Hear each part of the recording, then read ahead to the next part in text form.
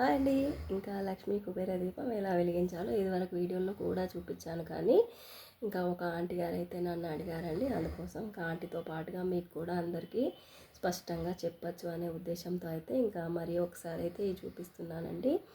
ఏమీ లేదండి, ప్రమిదలకు నిండుగా పసుపు పట్టించి 2 ప్రమిదలు ఇలా పెట్టుకొని ఇంకా పైన ఒక ప్రమిద పెట్టి అయితే ఇందులో ఆవు నెయ్యి కానీ దీపం నూనె కానీ ఏదైనా వేసుకోవచ్చండి. ఇంకా 3 వత్తులు కానీ 3 వత్తులు అయితే కంపల్సరీ వేయాలండి. ఇంకా దీపారాధనకు కూడా 3 కుందులకు కూడా 3 చోట్ల బొట్టు అయితే పెట్టాలండి. ఇంకా ఇందులో ఒక చిన్న లవంగం కూడా వేసానండి. పసుపు కుంకుమ అక్షంతలు లవంగం పుష్పాలు పెట్టుకోవాలండి. ఇంతే అండి. ఇంకా లక్ష్మీ కుబేర దీపం వెలిగించడం అయితే అందరికీ తెలిసిందని అనుకుంటున్నానండి.